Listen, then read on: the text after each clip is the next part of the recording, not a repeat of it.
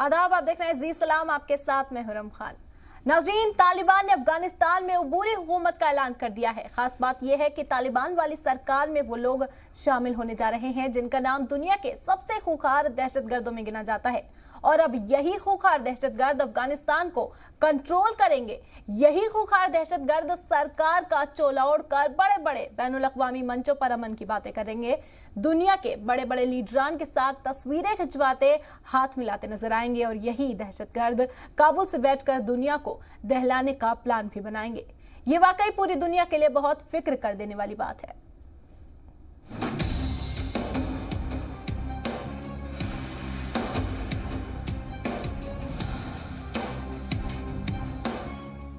अफगानिस्तान में तालिबान सरकार, अब की बार सबसे खूंखार सरकार।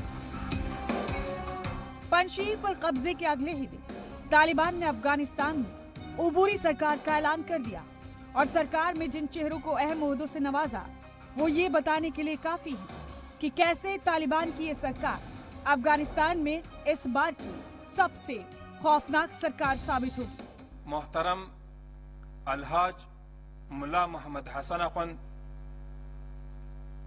सरपरस्ती रियासत वज़रा, मोहतरम मुल्ला अब्दुल गनी बरादर, माविन रियासत वज़रा, मोहतरम मौलवी मोहम्मद याकूब मुजाहिद, सरपरस्ती वज़ारत दिफा, मोहतरम अलहाज मुल्ला सिराजुद्दीन हक्कानी, सरपरस्ती वज़ारत दाखिला। सरकार का ऐलान करते वक्त तालिबान के तर्जुमान ने जिन नामों का जिक्र किया और बताया कि इन्हें उबूरी सरकार में बड़े ओहदे दिए गए हैं, अब जरा उनके बारे में भी जान लीजिए। ये है मुल्ला मोहम्मद हसन अखुंद, जिसे तालिबान ने वजीर आजम बनाया है। अफगानिस्तान का सबसे खौफनाक दहशतगर्द, तालिबान के बानियों में से एक, खुद को इस्लाम मजहब का सबसे बड़ा जानकार मानता है और शरई कानून का शदीद हामी है। लेकिन ये एक ग्लोबल टेररिस्ट है क्योंकि इसका नाम अक़वाम मुत्तहिदा की दहशतगर्दों की फहरिस्त में शामिल है। अफगानिस्तान में नेटो के अफवाज पर जिहादी हमलों की क़यादत कर चुका है, सुसाइड बॉम्बर्स बनाने में चैंपियन है और इस वक्त तालिबान में सबसे बड़े फैसले लेने वाली लीडरशिप काउंसिल रहबरी शूरा का सदर है। अब आप सोचिए कि अगर ये दहशतगर्द अफगानिस्तान चलाएगा तो अफगानिस्तान का कितना बुरा हाल होगा और पूरी दुनिया कैसे खतरे में आ जाएगी। लेकिन ये लिस्ट यहीं पर ही खत्म नहीं होती। ये है मुल्ला अब्दुल गनी बरादर, अफगानिस्तान का नया नायब वजीर आज़म, तालिबान के बानियों में से एक, जो तालिबान की दहशतगर्दाना सरगर्मियों को सियासी तौर पर सही ठहराता है और पाकिस्तान की जेल में 8 साल तक कैद रह चुका है। तालिबान की पहली सरकार में नायब वजीर खारजा था, खुदकुश हमले कराने में माहिर और अब तक कई दहशतगर्दों को सुसाइड जैकेट्स पहनाकर बड़े हमले करवा चुका है। अब इस चेहरे को भी गौर से देखिए। नाम सिराजुद्दीन हक्कानी, दहशतगर्दाना तंजीम हक्कानी नेटवर्क का सबसे बड़ा चेहरा, अमेरिका का मोस्ट वांटेड दहशतगर्द, 38 करोड़ का इनामी दहशतगर्द, जिसे तालिबान ने अब अफगानिस्तान का नया वजीर दाखिला बनाया है। तालिबान का दावा है कि उसने ऐसी सरकार बनाई है जो अफगानिस्तान में न सिर्फ अमन कायम करेगी बल्कि अफगानिस्तान को तरक्की की राह पर भी लेकर जाएगी। अब ये दावा कितना खोखला है इसका अंदाजा ऐसे लगाइए कि तालिबान ने अपनी सरकार में वजीर दिफा इस चेहरे को बनाया है। नाम मुल्ला याकूब, अफगानिस्तान का एक और बड़ा दहशतगर्द। मुल्ला याकूब दहशतगर्द मुल्ला उमर का बेटा है जो तालिबान की पहली सरकार का सदर था और चीफ बानी भी था। तालिबान ने मुल्ला उमर के इस बेटे मुल्ला याकूब को अब अपना वजीर दिफा बनाया है। वजीर दाखिला, वजीर दिफा के अलावा तालिबान ने अपना वजीर खारजा किस दहशतगर्द को बनाया है ये भी जान लीजिए। ये अमीर खान मुत्ताकी, पंजशीर का सबसे बड़ा गुनहगार। पंजशीर की लड़ाई की क़यादत इसी ने की थी। इसी के इशारे पर तालिबान के दहशतगर्दों ने पंजशीर में खूनी खेल खेला। तालिबान ने अब इसी दहशतगर्द को अपना वजीर खारजा बनाया। असलियत है ये अफगानिस्तान की कि वहां पे आतंकियों ने सरकार बनाई है। अब बात यह है कि दुनिया इस माहौल से कैसे डील करेगी। अब आप देखिए, हकानी साहब को होम मिनिस्टर बना दिया एक, राइट। इनके सिर पर $5 मिलियन का इनाम है और ये डिक्लेयर्ड टेररिस्ट है। ऐसे दसियों इनके यहाँ इंडिविजुअल्स हैं जो कि डिक्लेयर्ड टेररिस्ट हैं। तालिबान ने अपनी उबूरी सरकार का ऐलान तो कर दिया, अब सवाल ये है कि सरकार का फाइनल चेहरा कब तक सामने आएगा। क्या ये दहशतगर्द 9/11 की बरसी के रोज हलफ लेंगे या उससे पहले? तो काबुल में मौजूद जी मीडिया नुमाइंदे अनस मलिक ने इस बारे में वर्ल्ड एक्सक्लूसिव जानकारी दी। जो अभी तक तालिबान ज़राए का ये कहना है, उनका ये कहना है कि 11 सितंबर को नहीं बल्कि जुम्मे तक या जुम्मे से पहले ये अनाउंसमेंट की जा सकती है और ये फॉर्मेशन जो है फॉर्मली हो सकती है।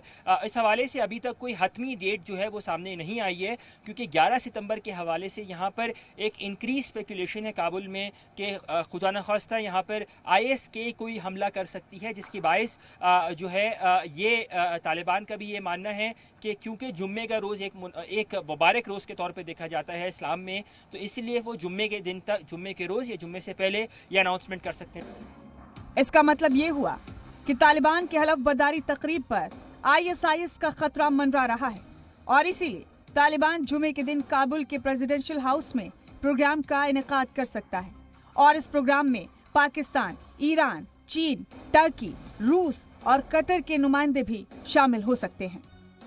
अनस मलिक, जी मीडिया, काबुल, अफगानिस्तान।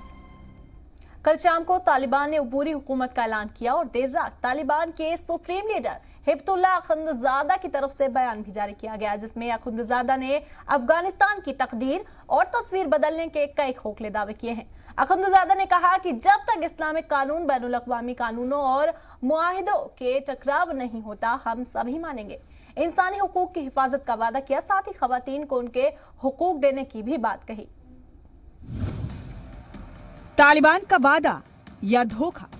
हम आलमी कवानीन और मुआहिदों को मानेंगे, इंसानी हुकूक की दिफा करेंगे, शरिया के तहत साइंटिफिक तालीम देंगे, दूसरे ममालिक के खिलाफ अपनी जमीन का इस्तेमाल नहीं होने देंगे। जी हाँ, ये कुछ वादे हैं जो तालिबान के किरदार के साथ मेल नहीं खाते। तालिबान के सबसे बड़े लीडर हिब्तुल्लाह अखुंदजादा ने अफगानिस्तान में नई सरकार बनने से पहले मुस्तकबिल की पॉलिसीज पर बयान जारी कर अपना इरादा जताया, जबकि अफगानिस्तान में तालिबान की अबूरी सरकार बनने से पहले ही खवातीन ने तालिबान की सभी कवायद को धता बताते हुए इसे तालिबान का धोखा करार दिया है। अपनी आजादी और हक को लेकर सबसे ज्यादा फिक्रमंद खवातीन नजर आ रही हैं। हो भी क्यों ना, तालिबान का पिछला रिकॉर्ड इसकी गवाही देता है। तालिबान की हैवानियत की कहानी लोगों के जहन में अब भी ताजा है। अफगानिस्तान पर कब्जे के बाद तालिबान ने अपना किरदार दिखाते हुए इसे 2 दहाई बाद फिर से जाहिर कर दिया है, जब उन्हें काबुल की दीवारों से खवातीन की तस्वीरें हटाते देखा गया, खवातीन को हिजाब पहने पर्दे में क्लासरूम में पढ़ाई करते देखा गया, जबकि तालिबान ने अपनी पहली प्रेस कॉन्फ्रेंस में खवातीन को शरई कानून के तहत हर हक दिए जाने की बात कही। Women are a key part of society and we are guaranteeing all their rights within the limits of Islam. Taliban ने सभी बैनुल अक़वामी कवानीन और मुआहिदों को मानने का वादा किया है। अफगानिस्तान में बनी नई हुकूमत उन सभी इंटरनेशनल कवानीन और मुआहिदों को मानेगी जब तक कि उनका टकराव इस्लामिक कवानीन से नहीं होगा, जबकि इंडियन एयरलाइंस के तैयारे IC-814 के हाईजैक के दौरान पूरी दुनिया इनका किरदार देख चुकी है। जिस दरिंदगी के लिए तालिबान जाना जाता है, उसके खिलाफ जाकर तालिबान ने इंसानी हुकूक, अक़लियतों के हुकूक की दिफा का वादा भी कर डाला है। तालिबान ने ये वादा फिर से इस्लाम के तहत ही करने की बात कही है। दूसरी तरफ अक़लियतों के हुकूक की बात तो छोड़िए, अफगानिस्तान के आम शहरी भी तालिबान के खौफ की वजह से मुल्क छोड़ देना चाहते हैं। तालिबान ने एक और वादा किया है और वो है अफगानिस्तान की जमीन का इस्तेमाल किसी दूसरे मुल्क की सिक्योरिटी के खिलाफ नहीं करने देगा, जबकि सच्चाई ये है कि पाकिस्तान के कई दहशतगर्दाना कैंप अफगानिस्तान में शिफ्ट हो गए। तालिबान ने सभी गैर मुल्की सफीर, सफारत खानों और सरमायाकारों को ये भरोसा दिलाया है कि उन्हें घबराने की जरूरत नहीं है, उन्हें किसी तरह की परेशानी नहीं आने दी जाएगी। जबकि दूसरी जानिब सच्चाई ये है कि आज की तारीख में ज्यादातर मुल्क अपना सिफारतखाना अफगानिस्तान में खोलने के लिए तैयार नहीं है। तालिबान अपनी बदनुमा छवि को चमकाने की हर वो कोशिश कर लेना चाहता है जिससे आलमी बिरादरी में उसके तई थोड़ा बहुत भरोसा तो जग जाए, लेकिन तालिबान का किरदार उसकी सबसे बड़ी रुकावट आज भी बना हुआ है। ब्यूरो रिपोर्ट, जी मीडिया। नाजरीन, बुलेटिन में वक्त एक मुख्तसर से वक्फे का, जल्द होते हाजिर।